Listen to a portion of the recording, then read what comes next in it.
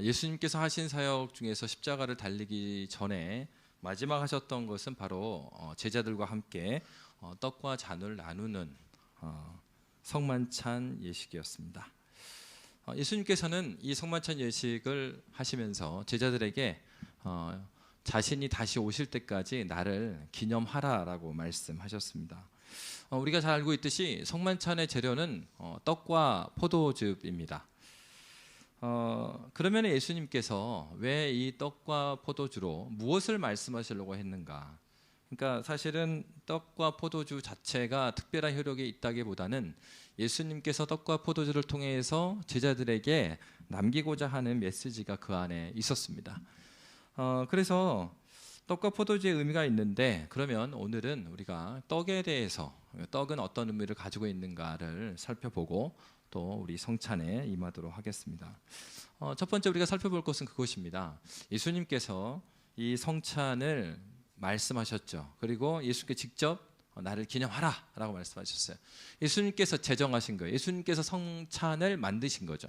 그럼 왜 예수님께서 예수님의 공생애가 한 3년 반 정도를 보내셨다고 보거든요. 그러면 기회가 많았잖아요. 그러면은 그 많은 시간 동안에 예수님께서 강조하면서 설명해 주실 수 있었을 텐데 왜 예수님께서는 잡히시기 바로 전에 이런 성만찬을 행하셨을까 하는 것입니다. 중요한 부분은 예수님께서 잡히시던 날 밤에 성찬을 하신 이유, 그것입니다. 왜요? 잡히시던 날 밤에 예수님에게 어떤 일이 있었습니까? 체포를 당했죠. 그리고 신문을 당했고, 그리고 예수님은 처형을 당하십니다. 예수님이 사실 이 진행되는 일들을 모르셨을까요? 그렇지 않습니다. 예수님께서는 참 하나님이시면서도 그 신성을 인성에 감추심으로 사람으로 오셨습니다. 사람이심에도 불구하고 그는 하나님이세요. 그렇기 때문에 하나님께서는 알고 계시죠. 예수님은 알고 계시죠. 그래서 제자들을 부를 때도 마찬가지잖아요. 제자들에게 있어서도 네가 홀로 기도하는 그 시간에 내가 너를 알았다 이렇게 말씀하시잖아요. 그러니까 예수님은 그의 신성을 가지고 계신 분이기 때문에 그가 잡히시고 나서 어떤 일이 일어나실지 아셨습니다.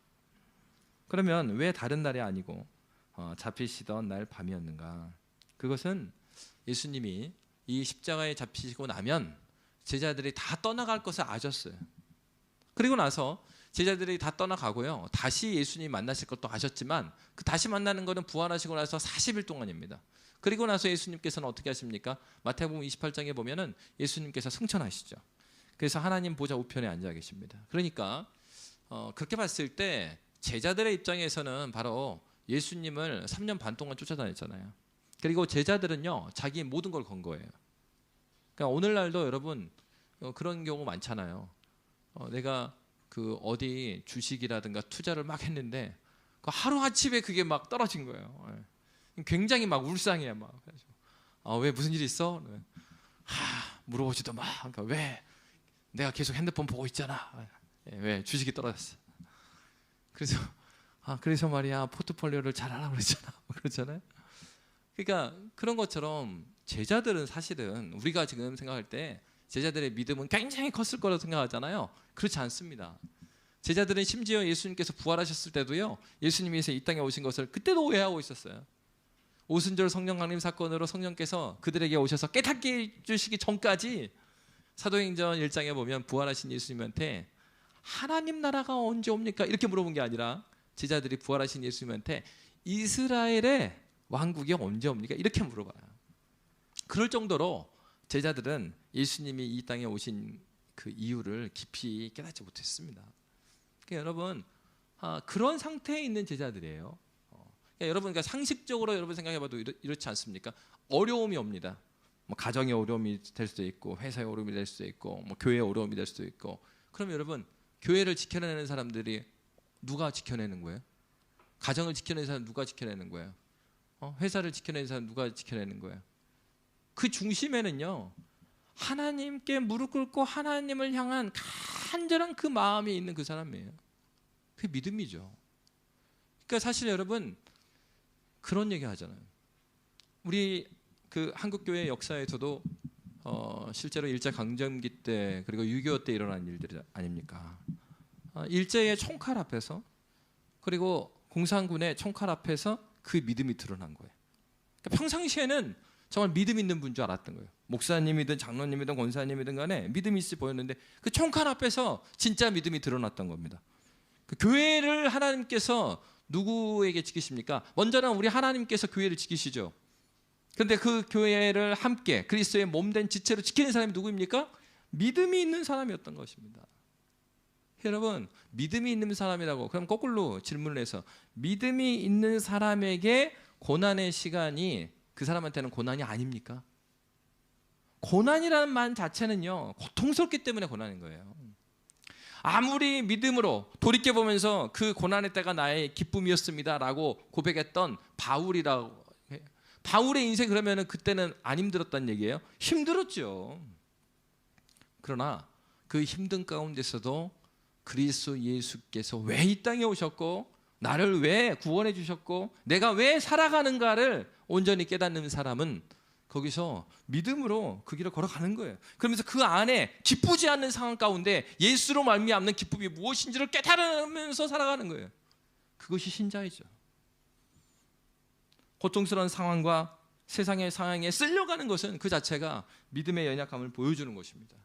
여러분, 제자들은 어떤 사람이었어요? 지금 이때 믿음이 약한 자들이었어요. 믿음이 없다 해도 방불하는 상태인 겁니다. 왜? 예수가 누구인지 모르고 있으니까. 그런데 믿음이 있어도 쉽지 않은 기간이 올 것인데 예수님의 제자들을 생각하신 거예요. 갑자기 스승이 십자가에 달려 돌아가십니다. 이것도 충격일 겁니다. 근데 그가 부활하셨대요. 너무 기쁜 일이죠. 근데 부활하시고 얼마 있지 않아서 또 다시 가신대요. 그렇게 했을 때 이 제자들의 마음은 어떠했겠습니까? 첫째로 왜 잡혀 죽으시기 바로 전에 예수께서 이 성찬을 시행하시면서 이것이 내 몸이다, 이것이 내 피다라고 말씀하셨는가? 그것은 첫째로는 제자들의 믿음을 강화시키기 위함이었습니다. 이 성찬은 무엇을 위해 있는 것입니까? 우리의 믿음을 하나님께서 강화하시기 위해서 이 성찬을 우리에게 예비하신 거예요. 예수님께서 어떤 방식으로 이 성찬을 시행했는가? 이때 볼 때는 바로 이것이에요. 이 시기 자체가 언제였나? 그날이 하필이면 6월절 밤이었습니다. 여러분, 6월절 하면은 자, 성경 퀴즈 대회. 6월절 어디 나오죠? 6월절. 우리 수준을 출애굽기. 출애굽기 나온 게 6월절입니다. 10가지 재앙 중에서 마지막 그 장자의 죽음에 대한 재앙이 있을 때 하나님께서 이스라엘 백성들이 어떤 말씀하셨습니까? 모세에게 말씀하셨잖아요. 어린 양을 잡아서 문설주에 바른 집들은 이 죽음의 사자가 넘어갈 것이다.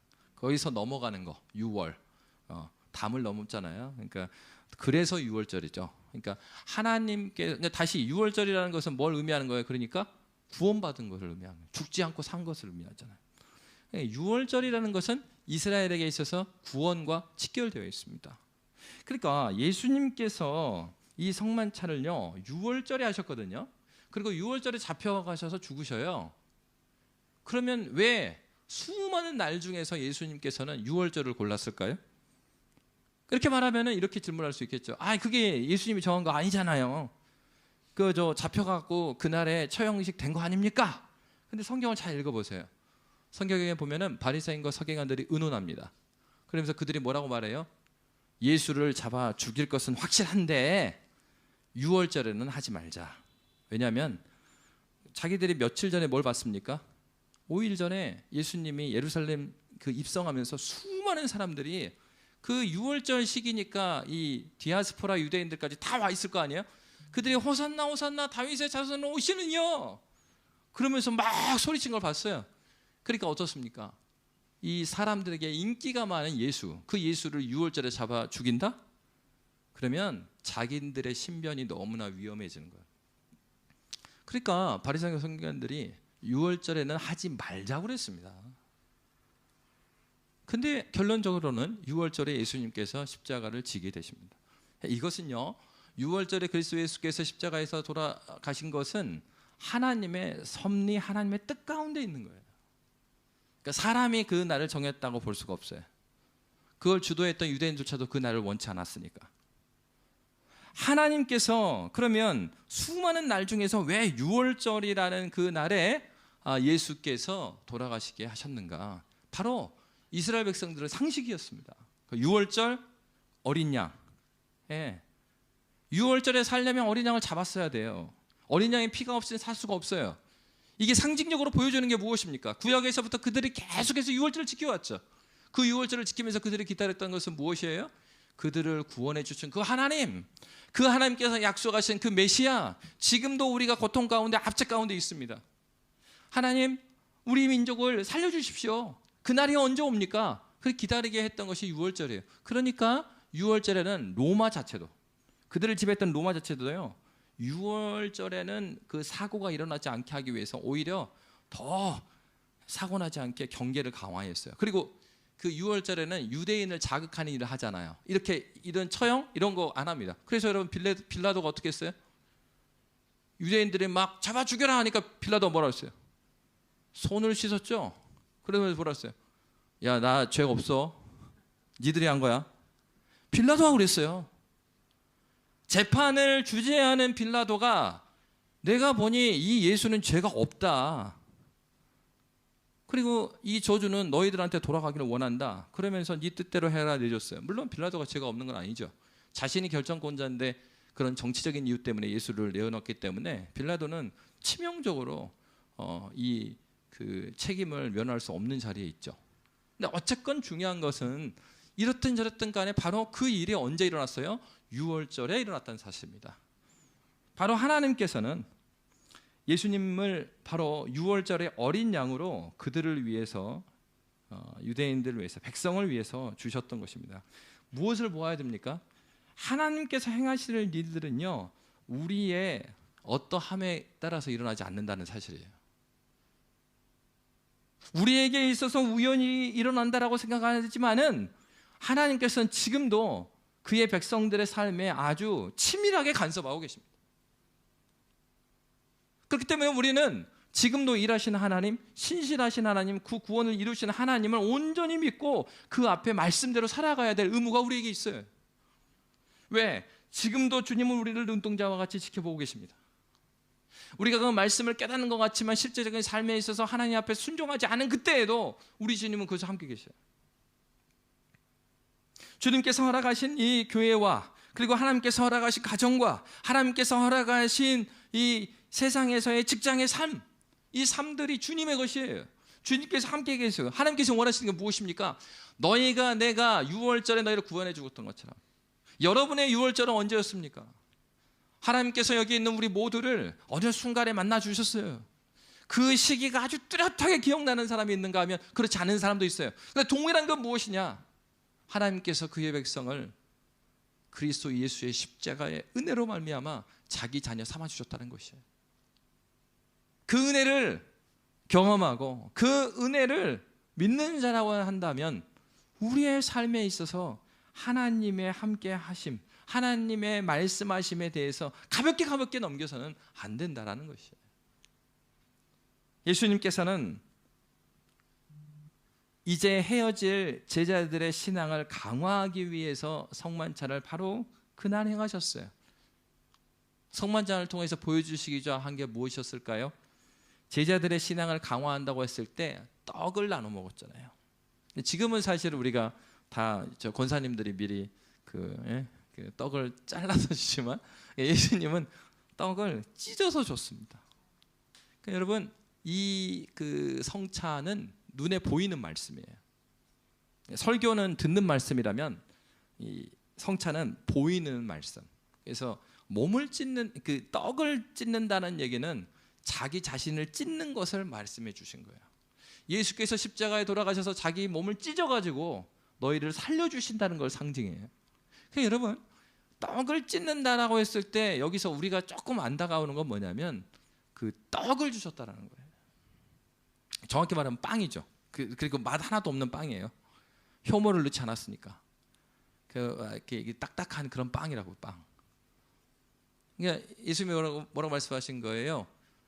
이것은 이 빵을 뜯으면서 이것은 내 몸이다 그러신 거예요. 근데 우리가 빵이라 그러면은 좀 다 안 다가옵니다. 여러분 빵을 언제 드세요? 근데 여기 홍콩에 와서 조금 안 맞을 수 있는데 새끼 다 빵 드시는 분도 계실 것 같아갖고 네, 아침에 주식으로. 이게 사실 여기에서는 이렇게 한국적으로 이렇게 의역을 좀 많이 하려면 어떻게 하냐면 하나님께서 솥단지에다가 밥을 하셔서 밥을 퍼주시면서 이렇게 표현해야 돼요. 사실은 왜냐하면 그 사람들한테 빵이 주식이니까. 그래 우리는 밥심으로 사는 거지. 자 그릇 가지고 다 와. 그리고 밥 퍼주신 거 이렇게. 왜 그러면은 밥을 주셨을까? 빵을 주셨을까? 왜 주식을 줬냐 이거예요. 그것은 여러분 주식이라는 것은요 우리가 한 번씩 먹는 별미하고 다르잖아요. 외식하고 다르잖아요. 나가서 한번 맛있게 먹는 그거가 아니고 주식은요 맛이 있든지 없든지 안 먹으면 어떻게 돼요? 죽어요. 그러니까 예수님께서 하신 얘기가 뭐예요? 너희가 내 몸을 먹지 않으면 죽는다는 얘기를 한 거예요. 제자들의 믿음을 강화시켜 주신 것입니다. 어떻게 해요? 이 빵을 찢으면서 보여주신 것이 내 몸이 찢겨질 것이다라는 것을 미리 말씀해서 왜? 이것을 성만찬하시기 전에 예수님께서 벌써 말씀해 주셨잖아요. 내가 죽고 다시 살아날 거다 말씀해 주셨어요. 그걸 알려주신 거예요. 그러고 나면 예수님께서 죽으시고 이제 승천하시잖아요. 그러면 제자들이 상실감에 정신없이 있는 게 아니라 뭐 하겠습니까? 끼니 때가 되면 또 빵 먹어요. 그래서 빵 또 찢어야죠. 그때를 떠올리게 되는 거예요. 그러니까 성찬은 누구를 위한 것입니까? 하나님께서 우리를 위해서 주신 거예요. 왜? 일상적인 삶에 반복돼서. 물론 그 시절은 새끼가 아니었을 거예요. 아마 두 끼 이렇게 먹었을 겁니다. 새끼 먹은 게 최근의 일이라고 그러잖아요. 그러니까 어쨌건 간에 두 끼가 됐든 세 끼가 됐든 다섯 끼가 됐든 이 사람들이 먹는 건 빵이니까 먹을 때마다 누가 생각나요? 예수님 생각나는 거예요. 그렇지. 예수님께서 이걸 하면서 이게 내 몸이라고 그랬지. 왜 몸이었을까? 왜 몸이었어요? 예수님께 십자가에서 자기 몸을 찢으셨으니까. 그러니까 이 주식을 먹으면서 계속해서 생각나는 건 뭐냐면 예수님께서 십자가에 달려 돌아가신 일이 생각나요. 그러면 그 따라오면서 생각나는 게 뭘까요? 왜 죽으셨지? 이게 나올 거 있지 않겠어요? 왜 죽었냐? 그러면서 예수님이 하는 게 내 몸이다, 내 피다 그러거든요. 사람의 몸에 수분이 없고 피가 없으면 죽잖아요. 생명 말하는 생명. 나로 말미암지 않고는 아버지께로 갈 자가 없다. 이미 주님께서 말씀하셨어요. 그러니까 나 믿지 않고는 살 사람이 없다. 너희 일상의 삶에서 나를 믿지 않고 살 수 있는 존재는 없다라는 얘기를 그렇게 해주신 거예요. 그러니까 거기서 함께 성찬을 나눴던 제자들의 입장에서는 그 밥을 먹을 때마다 끼니 때마다 그리스도 예수의 말씀이 생각나지 않을 수가 없겠죠. 바로 이것입니다. 누구를 위해서 이 성찬을 주신 것입니까? 믿음 없는 우리를 위해서 이 빵이 찢겨져 나갈 때마다 그것을 씹어 먹을 때마다 내가 네 안에 네가 내 안에 예수님께서 말씀하셨죠. 여러분 지금까지 그 예수를 오래 믿었던 분들은 지금 여러분 몸에 예수님이 있으세요? 안 계세요? 계시죠? 근데 이제 다시 한번 대답을 했으니까. 그리고 세례받고 나서 여러분 성찬에 참여하셨잖아요. 그래서 빵을 먹었어. 근데 그 빵이 뭐라고 그랬죠? 예수님의 몸이라며. 그러면 이제 진짜 질문. 여러분의 몸의 어느 부분이 예수님 몸이고 여러분의 살은 어디입니까? 구분이 가요? 너무 적게 먹어서 그런가? 이게 조금 띄어서 먹어서. 그 얘기예요. 그 얘기. 그리스도께서 우리 안에 거하신다는 얘기는 눈으로 보이지 않아요. 우리가 먹었던 것이 어디에 살이 됐고 어디에 피가 됐는지 우리는 몰라요. 그럼에도 불구하고 그 약속이 살아있어요. 주님께서 우리와 함께 하신다 이거예요. 그러니까 성찬에 참여할 때는 뭐가 필요하겠어요? 믿음이 필요한 거예요. 주님의 말씀은 반드시 이루어진다라는 이 사실을 믿고 이 떡을 같이 취할 때 그때 주님께서 약속하신 그 은혜가 효력을 발휘해요. 그러니까 천주교가 말하듯이 그냥 앉아만 있고 받아 먹으면 되는 게 아니에요. 천주교에서 어떻게 가르쳤냐면은 타락을 했지만은 사람의 기능 중에 타락하지 않은 기능들이 있다. 예를 들면 뭐 이성이라든가 이런 부분, 의지라든가 이런 건 타락하지 않았다는 거예요. 다만 그 이성이 발현되고 의지가 발현될 수 있는 은혜가 사라졌기 때문에 죄를 짓는 것이다. 이렇게 가르쳤어요.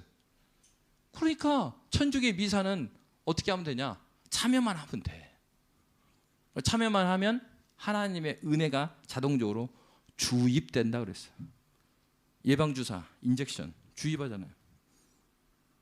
근데 분명히 바울 사도는 고린도에서 말하고 있어요. 누구든지 믿음으로 이 떡을 먹지 않는 자에게는 그의 죄를 그 머리에 쌓는 것이니라. 여러분, 성찬에 참여할 때는 이러한 하나님이, 예수가 내 생명이 되신다라는 그 약속, 그가 몸을 찢기셔서 그러나 그는 지금도 살아계셔서 나와 함께 영원히 항상 함께 있으리라 하시니라는 이 약속을 믿고 이 믿음 가지고 이 성찬에 참여하셔야 되는 거예요. 그럴 때 이것이 나에게 은혜가 되는 겁니다. 주님은 이제 막 헤어질 믿음 없는 그 제자들의 신앙을 강화시키기 위해서 예수님과 그들이 생명적인 관계에 있는 것을 가르치셨습니다. 바로 유월적 식탁 교제를 통해서 당신이 영원한 희생 제물이 되심을 그들에게 가르쳐 주셨던 것입니다. 하나님의 계획은 사람들이 생각할 때 우연히 유월절에 돌아가신 것으로 생각하지만 그렇지 않습니다. 주님은 지금도 살아계십니다. 떡은 간식거리가 아니라 우리의 일상의 삶을 살게 하는 우리의 밥입니다. 여러분의 일상의 삶을 살게 하는 것은 무엇입니까? 우리의 일상의 삶을 살게 하는 것이 우리의 직장입니까? 우리의 일상의 삶을 살아내도록 하는 것이 우리가 사랑하는 우리 자녀입니까? 우리의 일상의 삶을 살게 하는 것이 무엇입니까? 우리 물어봐야 돼요.